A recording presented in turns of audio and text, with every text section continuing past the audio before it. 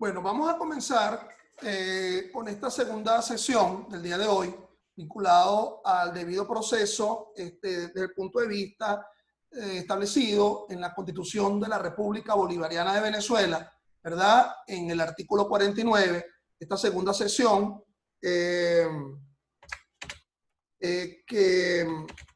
se aúna a lo que ya habíamos hablado con anterioridad con respecto al tema del derecho a la defensa, ¿verdad? Que habíamos tratado en el segmento anterior, ¿ok? Bueno,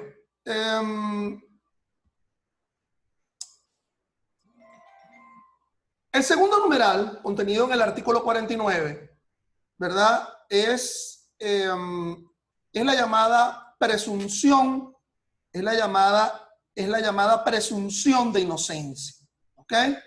Entonces, en el numeral 2 del artículo 49 se indica que toda persona se presume inocente mientras no se pruebe lo contrario. Es decir, esa condición, esa cláusula de la llamada presunción de inocencia dentro del artículo 49 de la Constitución difiere en algo de lo establecido en el artículo 8 del Código Orgánico Procesal Penal, ¿ok? En el artículo 8 del Código Orgánico Procesal Penal, en ese artículo 8 del Código Orgánico Procesal Penal, se dice algo así como que toda persona se presume inocente hasta que no se le demuestre su culpabilidad.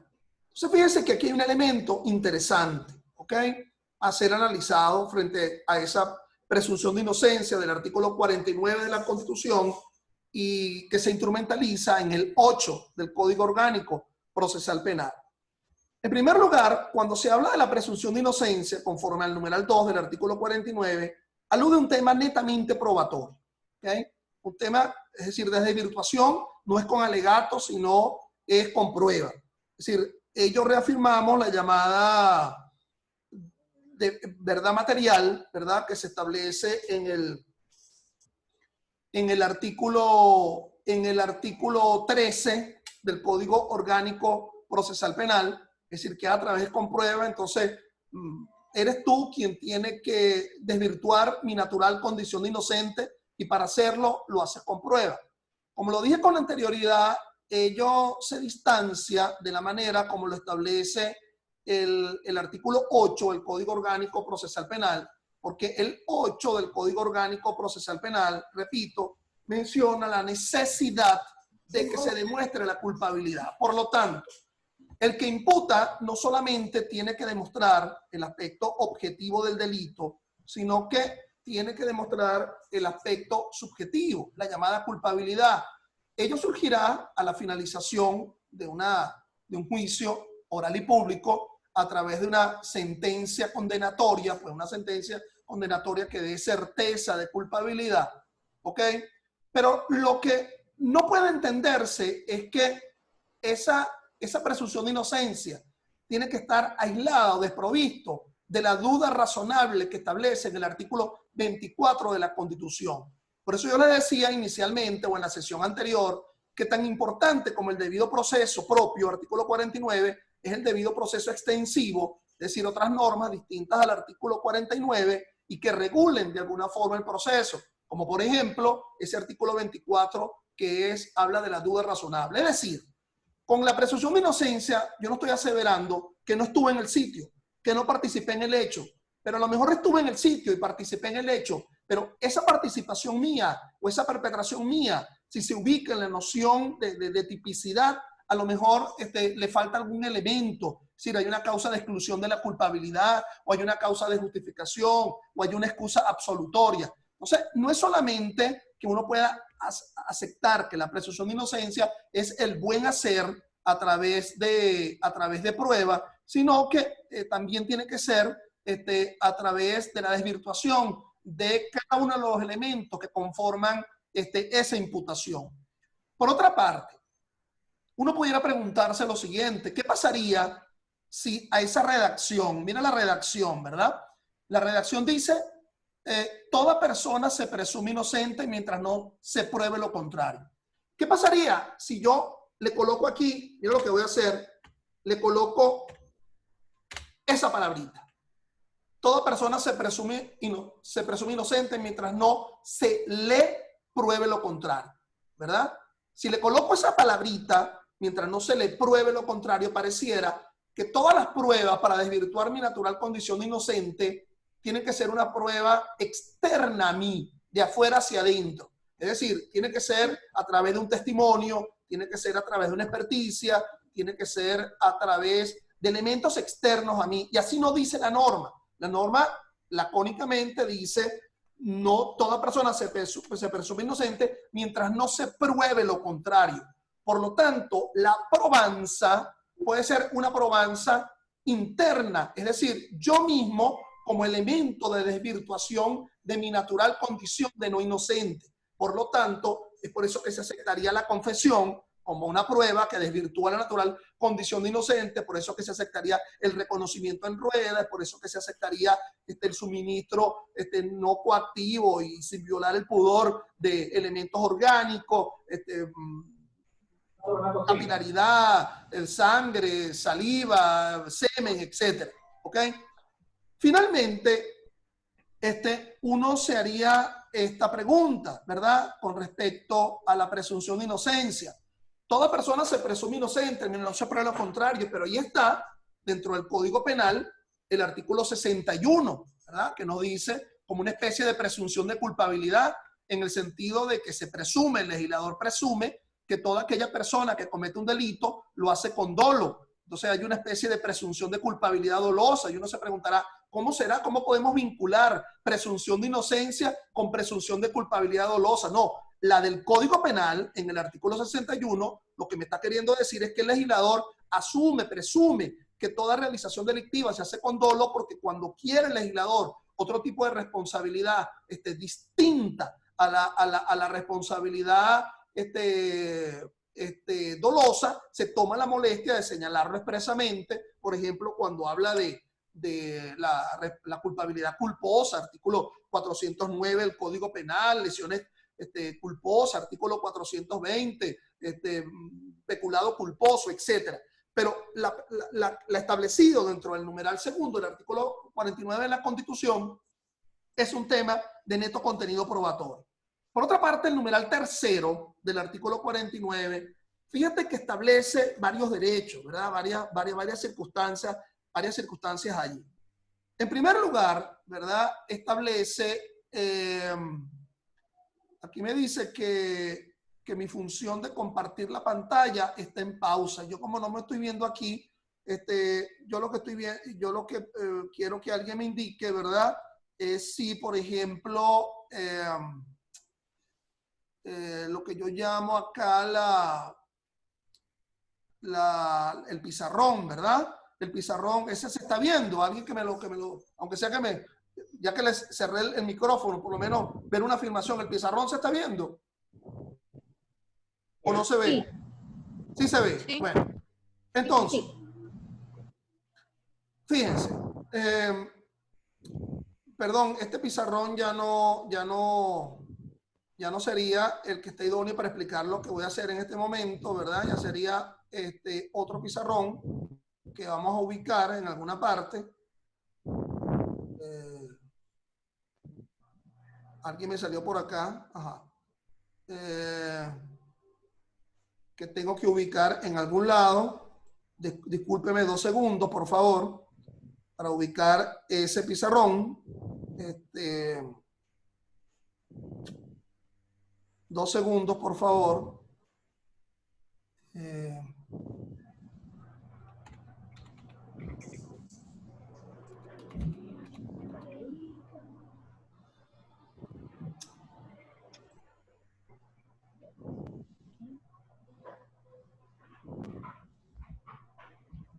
No nos desesperemos, pero me parece importante que el pizarrón lo tengan ustedes, ante ustedes. Ok.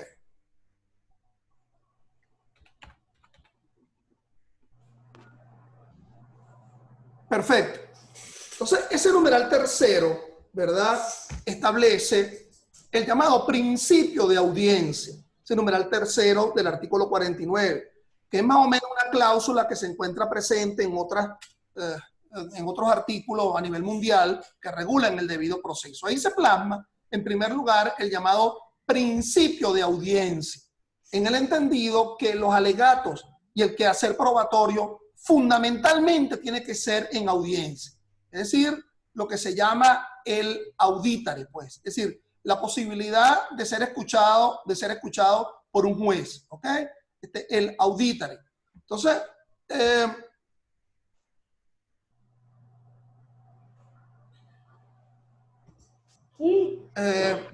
sí se ve el pizarrón, me está diciendo aquí Inés.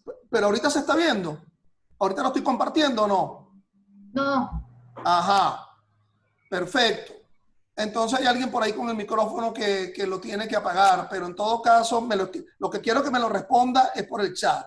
No, ahorita no se ve. Bueno, ahorita sí me estoy viendo yo, por fin, después de un tiempo me estoy viendo. Esta es la primera transmisión que hago y no me veía con claridad. Entonces, bueno, fíjense.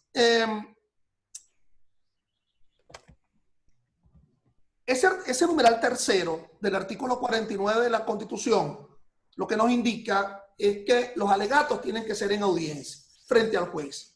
El tema del auditare, ¿okay? Estar en una relación de inmediación frente al juez. Es decir, en la medida de lo posible, los alegatos y el ejercicio probatorio no realizarse inaudita alteram par, sino audita alteram par, en presencia de un juez por una relación de inmediación, y ese juez irá a decidir en la medida de lo posible dentro de la propia audiencia. Ahora bien, esto es importante porque entonces de allí surge una instrucción al juez. Ese juez no se puede reunir, aunque sea en cumplimiento del principio de audiencia, con una sola de las partes. Tendría que reunirse con todas las partes que estén vinculadas a la causa. Y es por ello que, por ejemplo, las grandes excepciones serían ese artículo 310, ya segunda vez que lo repito en esta conversación, y el artículo 327 del Código Orgánico Procesal Penal, que establece lo que se llama la audiencia preliminar o la audiencia de juicio en prescindencia del propio procesado, porque éste se mantiene en una circunstancia de contumacia, de rebeldía o en condición de prófugo. Sería una excepción, por cierto, muy cuestionada por mí. Yo en el año 2012, a los interesados se los puedo enviar, intenté un recurso de nulidad contra el Código Orgánico Procesal Penal. Por favor, bloqueen sus videos y sus audios para solo ver y escuchar al profesor. Está diciendo Karen acá. Bueno, agradezco eso. Entonces, resulta que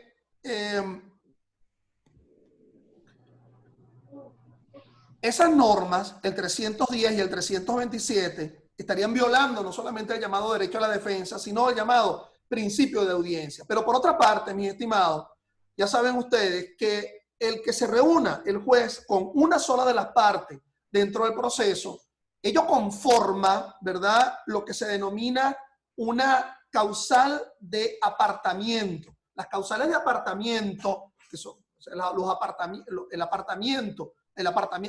del juez al conocimiento de la causa, es la recusación, las partes contra el juez que recusan, y la inhibición, el juez asumiendo el deber de inhibirse, conforme lo establece el 90 del Código Orgánico Procesal Penal venezolano. Bueno, el 89.6 del Código Orgánico establece, ¿verdad?, que es una causal de recusación o de inhibición el que el juez se haya reunido con una sola de las partes. Y no solamente eso, sino que ello va a conllevar inclusive a lo que se denomina una causal de destitución desde el punto de vista de la ética del juez, por lo que establece el Código de Ética del Juez y de la Jueza venezolana.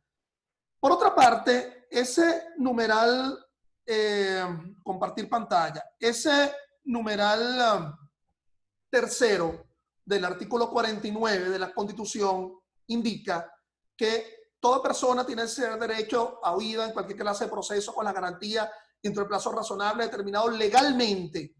Fíjense dónde está la coma, ¿ok? Dentro del plazo razonable determinado legalmente. Coma, ¿ok? Aquí está la coma. Fíjense que eso quedó redactado en la Constitución publicada el 24 de marzo de 2000, pero en la que inicialmente fue publicada, la del 30 de diciembre de 99, esta coma no existía. Y entonces, al no existir la coma, mira lo que diría la norma. Toda persona tiene derecho a ser oída dentro del plazo razonable determinado legalmente por un tribunal competente. Eso sería algo así como entender que son los jueces los que establecen, los que fijan el plazo. Por lo tanto, la coma está bien colocada allí, ¿verdad? Donde dice, con las garantías dentro del plazo razonable determinado legalmente, porque obviamente es el legislador quien tiene que establecer los plazos, términos y lapsos para la realización de los actos procesales, dentro de los cuales el juez puede hacer la fijación de su acto procesal. ¿Ok? Me explico. Fíjense lo siguiente. El ejemplo que yo establezco acá dentro del pizarrón. ¿Ok? El 309 del Código Orgánico establece que el juez fijará la audiencia preliminar, fíjense lo que dice, de 15 a 20 días hábiles. Entonces, bueno, dentro de ese ámbito, el juez podrá fijar, podrá escoger la audiencia, bueno, el día 16, o el día 17, o el día 20, pero no lo podría hacer el día 21, ni lo podría hacer el día 14. Es decir, dentro de ese margen, el juez tiene la posibilidad de la llamada fijación sin que ello violente el llamado debido proceso. Bueno, por otra parte, tenemos el numeral 4, ¿verdad? Bueno, obviamente, en la parte infine del numeral tercero del artículo 49,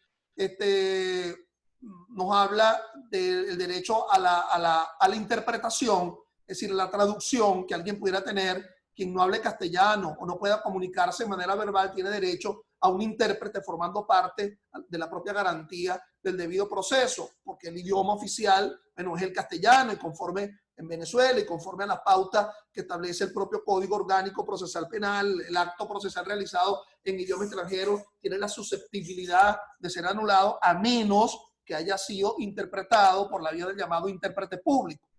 Por otra parte, el numeral 4 nos habla del concepto de juez natural.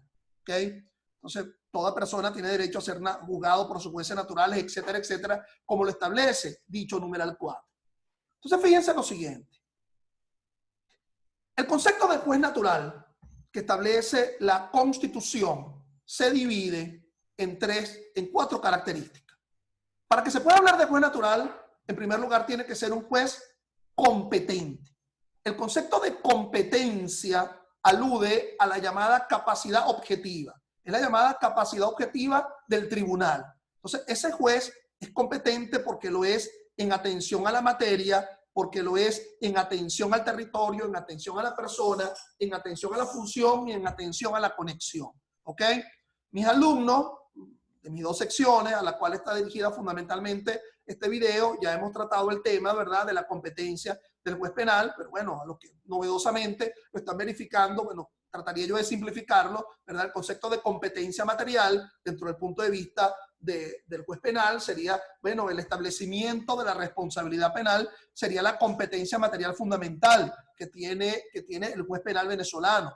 La competencia en razón del territorio alude fundamentalmente al cumplimiento del llamado locus comisi delicti, es decir, el tribunal que sería competente sería el tribunal del sitio en donde se haya realizado el delito, con toda la problemática que esto implique frente a delitos, delitos continuados, delitos agotados, etc. La competencia en razón de la persona lo que haría es verificar si existe o no un fuero procesal, que sería la prerrogativa de enjuiciamiento diferenciado que alguien tuviese. No es impunidad, sino ser enjuiciado de forma distinta porque existe un fuero. La competencia en razón de la función alude a la llamada división del trabajo jurisdiccional. Recuerden que este sistema acusatorio ha establecido una división de trabajo jurisdiccional, la existencia de funciones en atención a fases procesales. Un juez de control, asumiendo las dos fases, la fase preparatoria y la fase intermedia, un juez de juicio, que es el único que puede realizar o ante sí puede realizarse un debate frente a la prueba, y un juez de ejecución que ejecutará la sentencia condenatoria. Y allí nos encontraríamos también con una fase recursiva y con una competencia de la alzada, ¿verdad? En esa doble alzada, la Corte de Apelación y la Sala de Casación Penal. Y la competencia en razón de la conexión, que sería verificar si existe la posibilidad de acumulación de causas, ¿verdad? Por delitos conexos. Bueno, entonces, en primer lugar, ya como vamos ensamblando, ¿verdad? Ese concepto de juez natural. Primero tiene que ser competente, sin ostentar capacidad objetiva. En segundo lugar, ese juez tiene que ser imparcial. Fíjate que cada uno de los elementos que conforman la noción de juez natural tiene que ser cuestionado con su específica forma. Los problemas de falta de competencia, como lo escribí yo aquí en el pizarrón, ¿verdad? Van a ser cuestionados es a través de las excepciones. No podría ser cuestionada la falta de competencia a través de una recusación, de una incidencia de apartamiento o de un recurso, sino a través de las excepciones. La principal excepción es la excepción de falta de competencia que establece el 28.3 del Código Orgánico Procesal Penal. Pero por otra parte, ese juez, además de ser competente, tiene que ser un juez imparcial. Es decir, es la llamada capacidad subjetiva, como lo establece el Código Orgánico, ¿ok? La capacidad subjetiva, ser imparcial, no ser parcial, es decir, no estar vinculado ni con las partes en la causa, ni con el objeto de la causa. Hay un importante autor español, ¿verdad? Juan Montero Aroca, en un libro ya clásico, un libro muy pequeño, pero que no deja lo pequeño para lo grande que es, que se llama Principios del Proceso Penal, una explicación basada en la razón, donde dice que, fíjense lo que estoy subrayando allí, imparcial, que el juez no solamente debe ser imparcial, sino que el juez tiene que ser impartial, con T, es decir, no estar vinculado ni a las partes, ni a la causa, ni hacer las atribuciones de las partes de la causa. Es decir, el juez no está allí para estar imputando dentro de un sistema acusatorio, ni para estar defendiendo. Entonces, los problemas de falta de capacidad subjetiva, las partes lo cuestionan es a través de la recusación. Por otra parte, para que ese juez siga siendo un juez natural, tiene que ser un juez idóneo, ¿okay? Idóneo. La idoneidad está vinculado al conocimiento del derecho. Es decir, la idoneidad no está vinculado a una inexistencia de competencia o un problema de parcialidad, sino al conocimiento del derecho, aquella máxima del viejo derecho romano, ¿verdad? Iuria novit curia, el conocimiento del derecho, tanto el conocimiento sustantivo como el conocimiento adjetivo. ¿Cómo las partes cuestionan esa falta de idoneidad del juez? Bueno, lo harán a través de los recursos, ¿ok? Los recursos fundamentalmente, sobre todo en el proceso penal venezolano, que son recursos de derecho. Entonces no cuestiona el hecho ni la realización, errores improcedendum, etcétera, aunque evidentemente hay particularidades al respecto, sino la aplicación, la buena o la mala aplicación del derecho en la realización del silogismo decisorio. Por otra parte, ese numeral 4 ya nos habla de que el juez tiene que ser conocido, por lo tanto no se pueden aceptarse jueces anónimos. Recuerden lo que ocurrió en alguna parte, creo que ocurrió en Colombia, ¿no? Cuando hubo el momento fuerte de la narcoguerrilla, que hubo el tema de los jueces sin rostro. Bueno, eso no es posible. El juez tiene que ser conocido. Por lo tanto, es muy cuestionable esas sentencias que provienen de ciertos tribunales colegiados. Yo la he leído en el Tribunal Supremo que dice ponencia conjunta. Entonces, ponencia, entonces no se sabe quién fue el que realizó la ponencia. Parece que me escondo dentro de una ponencia conjunta. Por otra parte, ya casi para terminar esta sesión, nos quedaría una tercera sesión, ¿verdad? En el día de hoy. Hablemos de lo que se denomina el famoso precepto constitucional, ¿okay? El que está establecido en el artículo 49, el 49.5, ¿verdad? El 49.5. El famoso precepto constitucional. Ninguna persona podrá ser obligada a confesarse culpable o declarar contra su cónyuge, concubino, concubina o pariente dentro del cuarto grado de consanguinidad y segundo de afinidad, la confesión solamente será válida si fuere realizada sin coacción de ninguna naturaleza. Es la llamada no confesión coacta, no confesión coactiva. Fíjense que cuando uno lee la exposición de motivos de la Constitución, de la vigente Constitución, uno encuentra allí que hubo una constituyente, creo que se llamaba Blancanieves Portocarrero, que hasta habló, ¿verdad?, de incorporar. Ninguna persona podrá ser obligada a confesarse culpable o declarar contra es decir, permitir la posibilidad de la unión estable de hecho, pero inclusive de personas del mismo sexo, de la relación homosexual. Eso al final no quedó aceptada y quedó la manera como está establecida allí en este momento. Entonces, fíjense que aquí el tema, uno se podría preguntar, bueno, ¿qué pasa si es la víctima? Si la víctima del delito, ¿verdad?, es precisamente el cónyuge, el concubino o un pariente dentro del cuarto grado de consanguinidad y segundo de afinidad. De igual forma, debe establecerse, imponerse el llamado precepto constitucional, la obligación de no declarar en contra de este procesado, aun cuando ese que está declarando sea la víctima del delito. Entonces, bueno, ustedes preguntarán, bueno, ¿y cómo se apreciará eso? ¿Será mayor o menor valor? ¿Si está juramentado o no? Bueno, el tema es, mis amigos, que conforme al COP, la única manera de apreciar la prueba es la sana crítica, artículo 22, ¿verdad? Y entonces, ese artículo 22 de la Constitución, lo que me dice es que, bueno, se apreciará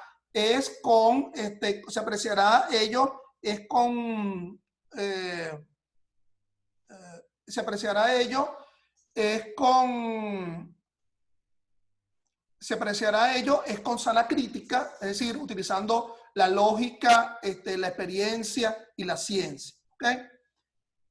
Ok, como ya estamos a punto de terminar esta sesión, entonces vamos a terminar esta sesión ahorita, ¿verdad? Para comenzar la próxima, que ya serían los últimos derechos conformadores al debido proceso, conforme lo establece el artículo 49 de la Constitución.